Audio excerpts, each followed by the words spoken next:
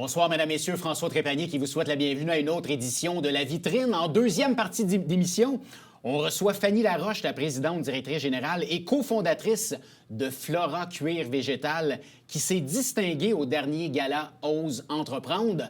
Et en première partie d'émission, bien content d'accueillir, à partir du 2 juillet, la toute nouvelle directrice générale de Arto. On va enlever par intérim de son titre.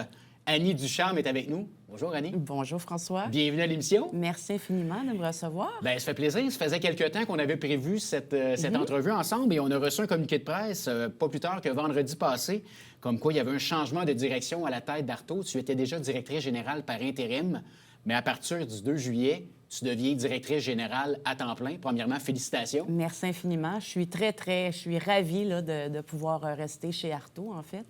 On succède à Valérie Lahaye, qui était là oui, depuis quelques instants. Oui, excellente directrice générale ouais. qui a décidé de prendre, de faire autre chose. Donc, moi, j'étais là dans l'idée d'être là 1 an. Et puis, mon contrat avait débuté au mois d'août l'an dernier. Puis finalement, bien, au cours de l'année, moi, j'étais dans l'enseignement là, depuis 4 ans. Puis, Arto, pour moi, ça a toujours été gravé sur mon cœur. C'est pas nouveau. Je connais bien pour avoir été artiste, membre, et sur le conseil d'administration et fondatrice des soirées Arto Jazz à l'époque. À une autre époque. Justement, je voulais qu'on parle un petit peu de ton parcours au niveau de la culture. C'est une passion qui perdure depuis longtemps? Oui, en fait, je dirais depuis le début des années 2000, là, je me suis impliquée beaucoup chez Arto au tout début. Ouais. Par la suite, j'ai été présidente et fondatrice du comité pour le Centre d'art de Sabrevois pendant 5 ans. Et par la suite, j'ai créé un événement pour le mois de l'autisme qui a duré presque 5 ans. Là, la pandémie a fait un peu tomber tout ça. Donc oui, le milieu culturel, pour moi, c'est important. Puis je trouve que Saint-Jean-sur-Richelieu, on est chanceux. Une pépinière d'artistes, oui, ici? Oui, puis pas juste ça, on a des organismes incroyables, là, puis on a une ville qui appuie l'art et la culture, puis on est chanceux vraiment de pouvoir avoir accès à ça. Les citoyens de Saint-Jean et des alentours, là, il y a beaucoup d'événements. Puis je trouve que ça fusionne, il y a plein d'idées. Donc, c'est très dynamique. C'est une ville dynamique pour la culture. Je veux qu'on parle un petit peu d'Arto, la coop créative. On dirait que tout le monde, les Joannais qui regardent l'émission, ont déjà entendu parler d'Arto. On connaît, on entend régulièrement, on lit dans les journaux, on passe devant les locaux dans le Vieux-Saint-Jean qui sont magnifiques, soit dit en passant. Merci. Parle-nous un petit peu de la mission de Arto. Qu'est-ce que vous faites?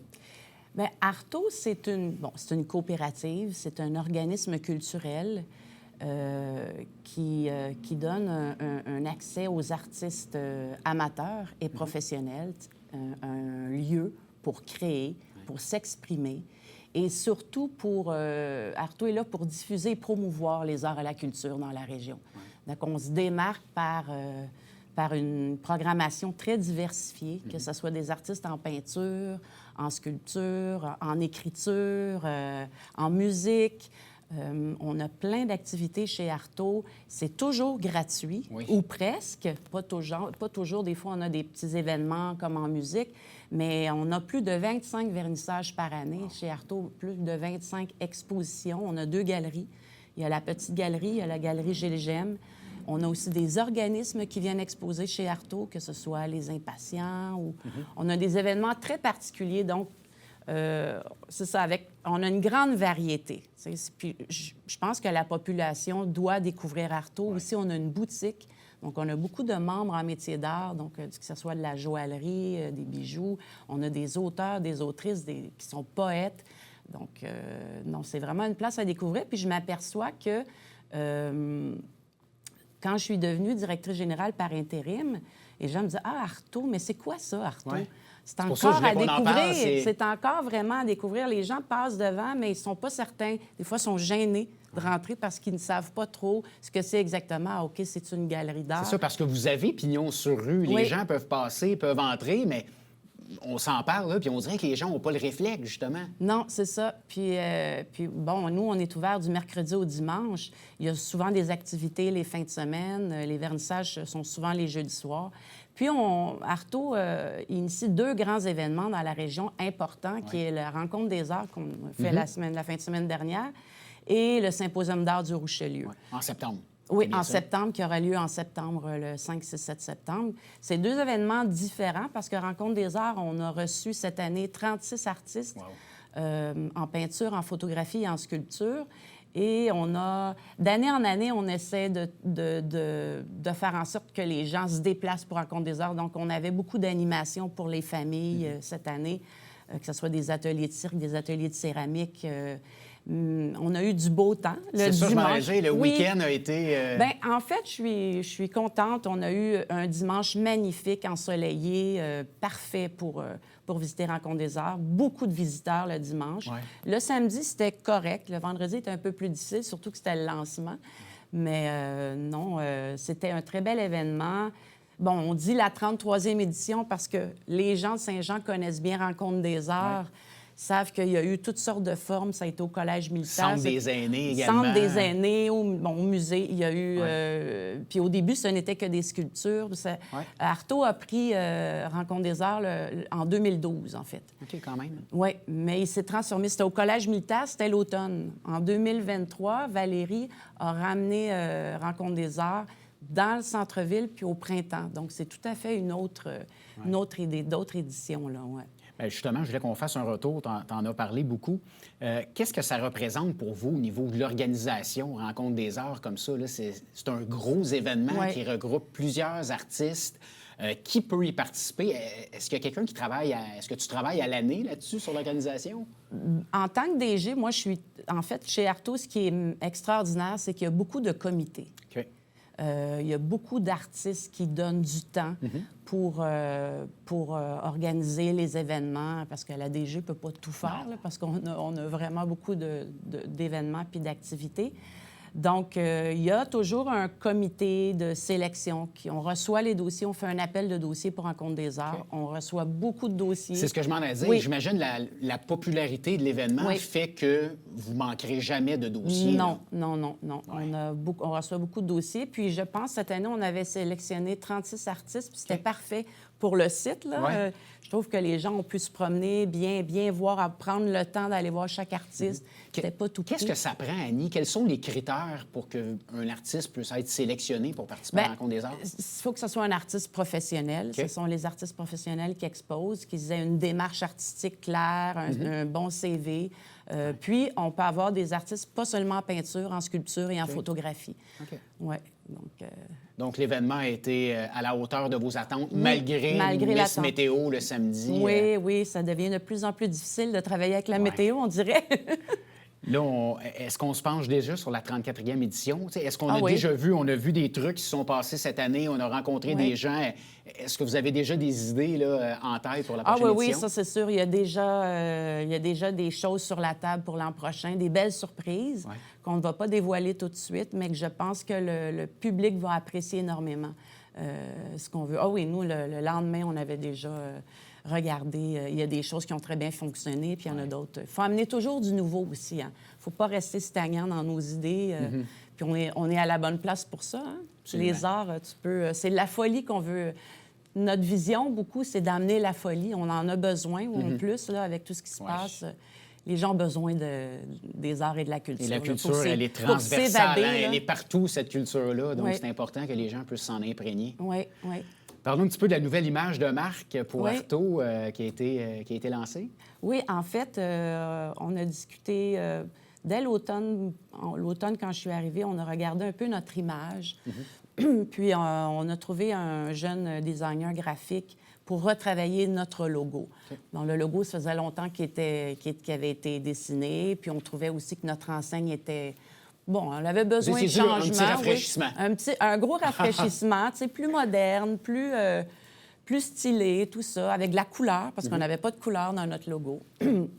Et on a fait le changement, en fait, le lancement du logo lors de notre Assemblée générale au mois de mars. Donc, les membres étaient très heureux. Ça a été bien accueilli? Ça a été très bien accueilli, oui.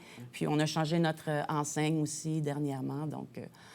On a quelqu'un qui fait les vitrines chez Artaud, c'est M. Jean Guillet. Donc, on revoit un peu toute l'image. Il y a justement eu, lorsqu'il a fait les Belles de décembre cette année, je pense qu'Artaud était partenaire aussi. Il y avait des œuvres de gens qui étaient... Bien, en fait, les belles se sont passées chez Artaud cette année. C'est vrai, c'était oui, chez vous. C'était chez nous. Donc, vous. on était très heureux de recevoir Jean et ses belles. Ah, c'est ça. Là, il y avait une belle qui était à la cathédrale pour le spectacle La Cargaison. Exactement. Oui. Oui. Ça a été un beau succès, les belles de décembre, cette année? Très bien. Beaucoup, beaucoup de visiteurs.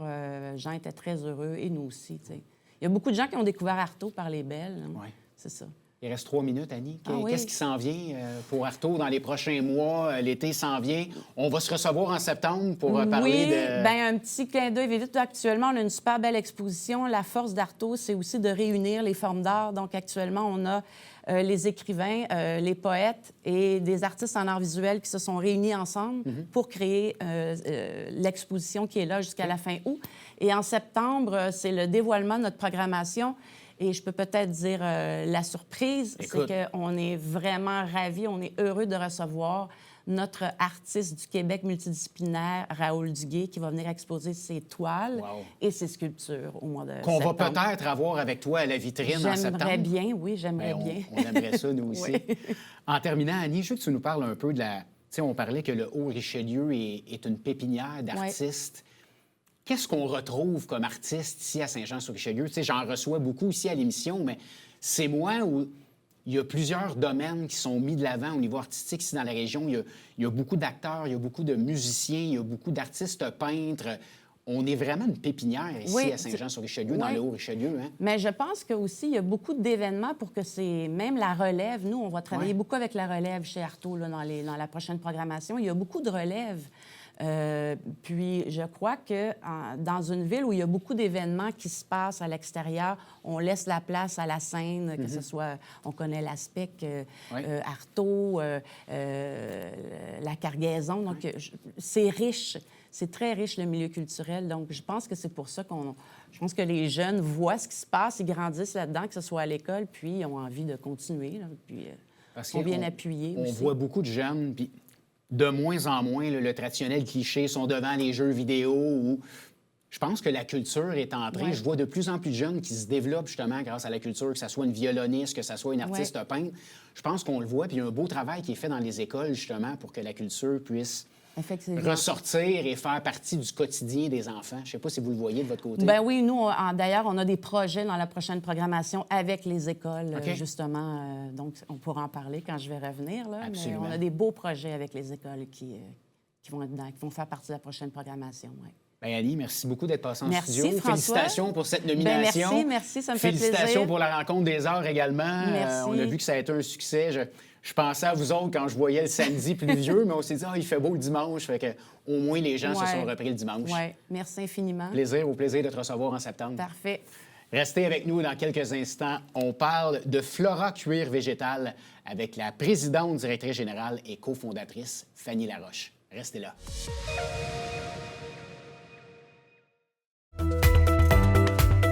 Ici Mario Tremblay. Je vous donne rendez-vous à la tribune TVHR, votre émission d'affaires publiques présentée les mardis, mercredis et vendredis à compter de 17h. C'est un rendez-vous.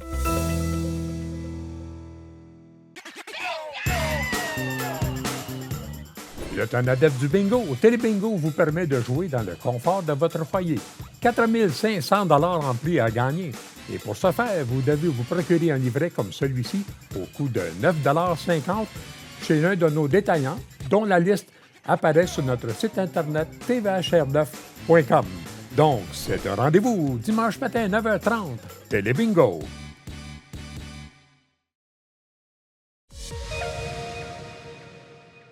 Nous sommes de retour à la vitrine et bien contents de recevoir quelqu'un que je connais depuis très longtemps. Et on va enfin pouvoir parler de son métier, sur qui elle travaille.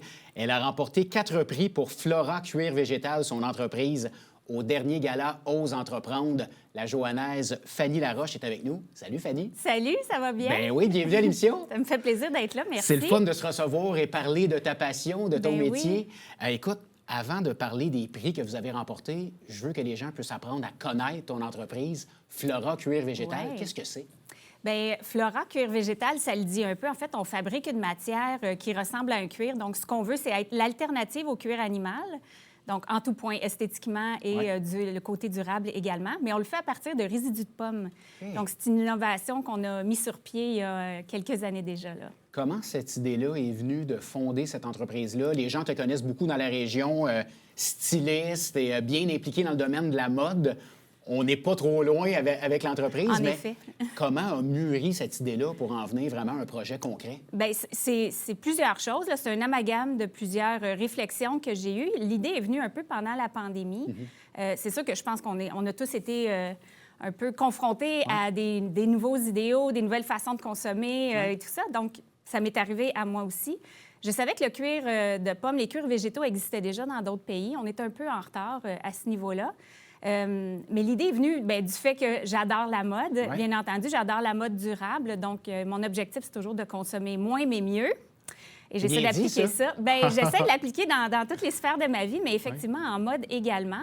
Puis, je suis végane aussi depuis plusieurs années. OK. Je le dis parce que c'est sûr que, bon, l'idée de faire un cuir à partir de résidus de pommes sans l'animal, mais aussi durable et beau qu'un cuir animal était vraiment... Pour moi, l'idée était très sexy, mais on n'a pas besoin d'être végane pour consommer un cuir végétal, bien entendu, là. Est-ce que la demande est de plus en plus... Tu sais, moi, je regarde ma copine, elle n'est pas végane, mais elle fait attention, puis pour elle, c'est important. Ça s'achète un sac, il faut que ça soit du cuir végane, et elle a cette mentalité-là que pour elle, c'est une importance majeure. Est-ce que la population est de plus en plus rendue là? Est-ce qu'on le voit dans les habitudes de consommation? Vraiment beaucoup. Ouais. Puis je suis contente de t'entendre dire ça sur ta copine, Ouais. là, parce que c'est ce qu'on veut. On veut que les gens posent des questions. Puis je dis « on », mais j'inclus tout le monde, Tout là. à fait. On veut savoir d'où viennent nos vêtements, ce qu'on consomme aussi, qu'est-ce qu'on est en train d'acheter pour... Qu'est-ce qu'on paye pourquoi en ce moment, puis où ça a été fabriqué. Fait que tant mieux si les gens se questionnent un peu plus. Oui, je pense que le consommateur est rendu là. L'idée était un peu plus folle il y a 4 ans maintenant, quand on a commencé l'entreprise, mais elle l'est de moins en moins. Donc, c'est bon signe. Je pense que les mentalités évoluent et oui, les marchés sont prêts pour ça, là. Quand on parle, là, je suis très néophyte, là, de conçu à partir de résidus de pommes, comment l'idée est venue de tout ça? Là, je sais bien que je ne travaille pas dans le domaine, là, mais quand j'ai lu ça, j'ai fait « OK, comment on peut penser à ça et en arriver à un produit qui est fantastique? » là? Bien, l'idée, comme je dis, là, moi, j'avais déjà trouvé... il y avait le Danemark qui faisait un cuir de pomme déjà, et là, il y en a d'autres là, qui ont commencé à emboîter le pas.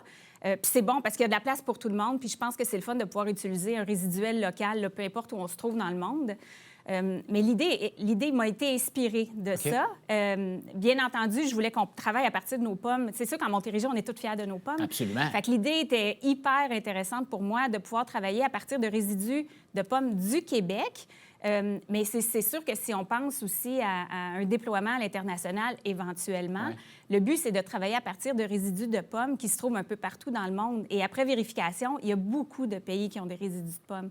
Donc, c'est vraiment une idée qui se scale, je m'excuse l'anglicisme, assez facilement. Donc, peu importe où on décide d'aller ou les marchés qu'on décide d'aller percer. Donc, puis... Pour répondre à ta question, je m'excuse. Non, c'est correct. Je m'égare un peu, là, mais en fait, j'ai eu besoin d'un chimiste, là, bien entendu, pour valider que mon idée tenait la route. Je savais que d'autres le faisaient, mais est-ce qu'on avait ce qu'il fallait ici en termes de procédés manufacturiers aussi? Est-ce qu'on avait l'expertise pour pouvoir le faire? Donc, ça a été quand même plusieurs validations que j'ai dû faire. On a un laboratoire qui nous guide aussi, qui a travaillé la formulation avec mon associé aujourd'hui, Grégory, qui est chimiste. Qu'on salue. Oui, qu'on salue, effectivement. Je pourrais pas arriver où je suis aujourd'hui sans lui. Grégory a une expertise en chimie verte, donc il avait déjà une belle expertise en valorisation de matières résiduelles. Donc, ça a été super agréable de pouvoir commencer ce processus-là avec lui. Puis, bien, c'est ça, on a commencé à...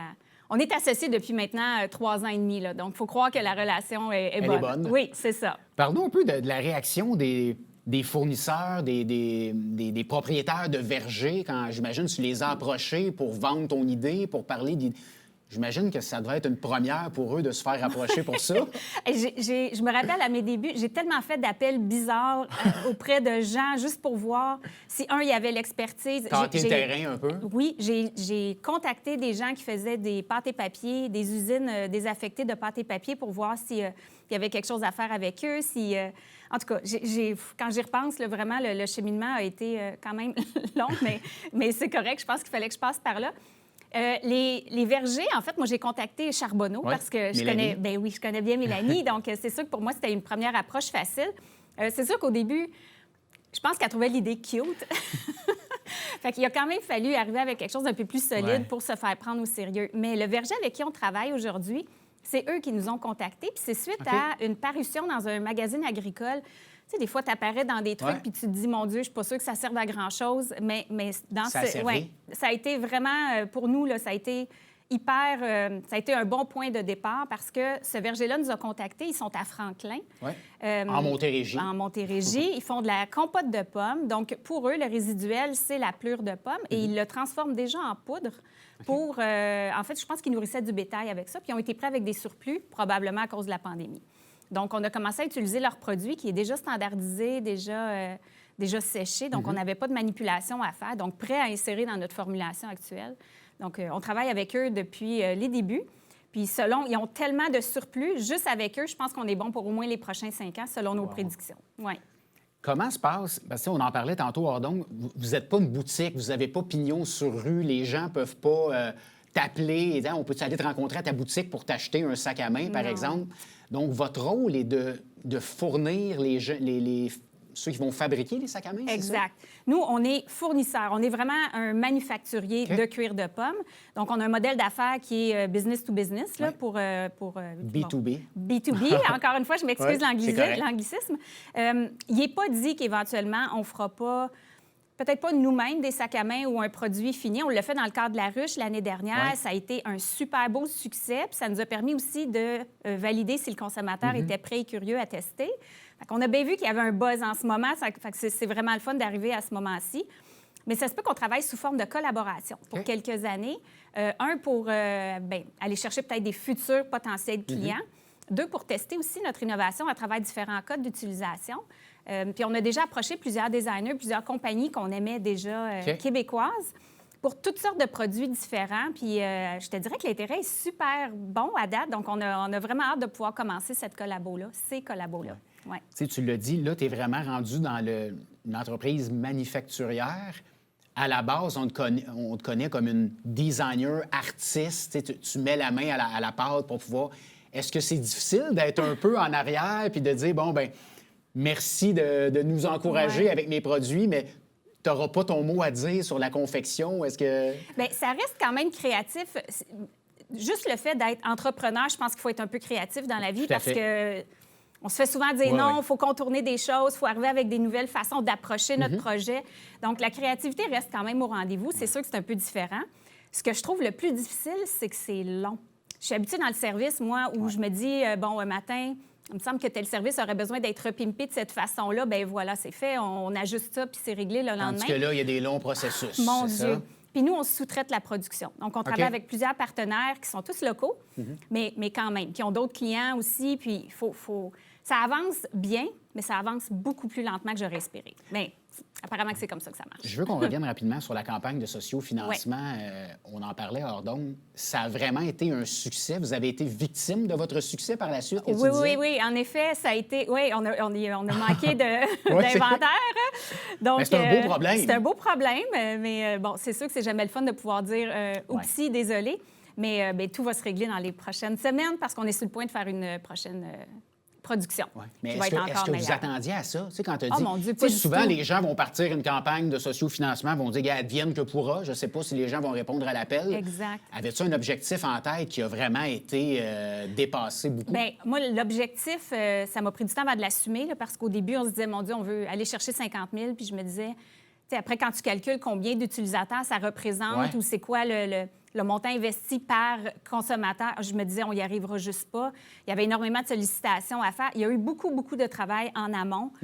J'ai rencontré plusieurs entreprises aussi. Puis ça a été le fun aussi. Il y a beaucoup d'entreprises qui nous ont soutenus avec des montants financiers sans nécessairement demander une contribution en échange. Fait que ça, c'est sûr que ça nous a donné un super push dès le départ. Puis après, bien, il a fallu solliciter des fois par groupe, des fois par un à un. Il a vraiment fallu, encore une fois, qu'on soit créatif dans notre façon d'approcher tout ça. Mais la réaction a été super bonne.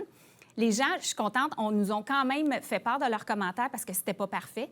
Et on le savait, mais on ne savait pas jusqu'à quel point il y avait certains trucs qui étaient pour nous bloquer ou ça nous causer problème. Ça a été constructif, tout ça, dans le fond, ça pour vous? Ça a été tellement constructif en tout point, autant pour le centre de couture qui faisait nos produits, autant pour nous pour pouvoir améliorer la formulation. Fait que ça a été très, très payant. Il reste un peu moins de 3 minutes. Je veux Ouais. qu'on parle absolument de la raison principale pour laquelle je voulais t'inviter. Vous avez remporté 4 prix au dernier gala Ose entreprendre. Ouais. Parlons un petit peu de cette soirée-là. Mon Dieu, ça a été au-delà de ce qu'on espérait. Qu'est-ce Ose que c'est, le gala, entreprendre. ouais? Oui, Ose entreprendre, en fait, il souligne l'entrepreneuriat derrière. Fait que c'est vraiment l'entrepreneuriat qui est souligné à travers, bien sûr, le produit ou le service qu'on est en train de mettre sur pied. Donc, c'est plusieurs étapes. Là. Il y a un volet local, régional. Puis bon, on a comme gagné à mesure qu'on avançait dans tout ce processus-là. Ça nous a permis de développer nos outils administratifs aussi, de préparer notre deck, notre pitch aussi. Ouais. Parce que, bon, tout entrepreneur sait que tu dois pitcher régulièrement ton projet. Donc, on a comme travaillé un peu cet art-là à travers les différentes étapes. Et là, au dernier gala, donc régional à Québec, on a remporté le prix pour lequel qu'on avait déposé. soumis. Oui, c'est ça. Mais on a gagné aussi plusieurs prix coup de cœur et ça a été vraiment, mon Dieu, quel rayonnement, là, vous honnêtement. attendiez pas, là? Pas du tout. OK. Pas du tout. Puis là, il y a la finale le 11 juin. OK, ça Donc, s'en très vient. bientôt, la finale nationale. Donc, on verra ce que ça va donner, mais on a bien hâte d'y aller. Là. C'est une bonne tape dans le dos, tout ça, là, pour Absolument. vous autres. Ah oui, vraiment. On était encore sur un nuage là, quelques jours après. Là. Bien, Fait que, félicitations oui. pour ça. Merci. Rapidement, il reste 1 minute. Je veux que tu nous parles un peu de ce que tu nous as apporté, le sac à main des Ben sous-verts. oui. C'est pour Ben, parce démontrer que- un peu ce que... Tu me demandais tantôt Ouais. si le marché était prêt pour ça. Donc, je voulais juste montrer, bien, les sous-verts, c'est nos échantillons qu'on a fait. Donc, dans le cadre de la ruche, donc c'est pour montrer un peu l'aspect cuir Ouais. qu'on a travaillé, qui ressemble vraiment à un cuir animal. On peut jouer avec l'épaisseur aussi. Et ce sac-là, c'est une compagnie italienne qui s'appelle Timore, là, j'espère que je le prononce comme il faut, qui travaille le cuir de pomme. Fait que c'était juste pour montrer un peu le genre de design Ça qui ressemble était... à ça, dans le Ouais, fond. c'est Ça peut ressembler à En fait, ça. ça peut créativement aller jusque-là, en effet. Fanny, rapidement, là, en 15 secondes, qu'est-ce que je peux te souhaiter pour les prochains mois, prochaine année? Ah, mon Dieu! Bien, qu'on ait du cuir Ouais. et qu'il soit prêt à être commercialisé. Donc, c'est ce qu'on souhaite pour les prochaines semaines, nous autres. Là. Commencer la commercialisation. Bien, merci beaucoup d'être passé en studio. Merci à toi. Belle entreprise. Félicitations pour le succès, puis on vous en souhaite pour les prochaines années Ah, également. c'est gentil. Merci beaucoup. Merci. Merci beaucoup d'avoir été des nôtres. J'espère que l'émission vous a plu. On se donne rendez-vous, un autre rendez-vous la semaine prochaine. J'espère que vous allez être là parce qu'il n'en reste pas gros d'ici la fin de la saison. Il reste 2 émissions. Et la semaine prochaine, on reçoit entre autres, si vous avez été un amateur de l'émission Les Traîtres du côté de Novo, on avait un Joannet qui était là, Manuel, qui sera avec nous pour l'édition de la semaine prochaine. Alors, je vous souhaite une bonne semaine sur les ondes de TVHR et je vous donne rendez-vous la semaine prochaine. Salut tout le monde.